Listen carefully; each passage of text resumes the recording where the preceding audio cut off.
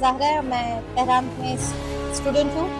सही मौके पर हमें एडवाइस दी गई थी कि हम कुम चले जाएं, कुम जाकर हमारी एम्बेसी से ताल्लुक़ रखें और एम्बेसी ने हमें बहुत मदद की, हम पर हमारे सपोर्ट किया। हम बतूल और मेरा ताल्लुक गिलगित बल्तिस्तान से है और मैं जामतुल मुस्तफ़ा अल आलमिया की स्टूडेंट हूँ, मशहद में पढ़ती हूँ।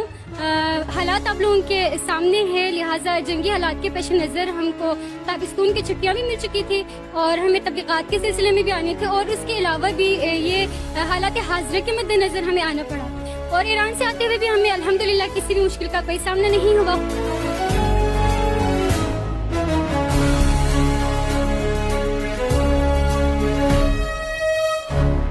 अल्हम्दुलिल्लाह जहाँ फंसे उनसे हमारा राब्ता था कि भाई अगर कोई मसला हो वहाँ से निकलने में, पाकिस्तान आने में, हम जहाँ पर साथ खड़े हैं।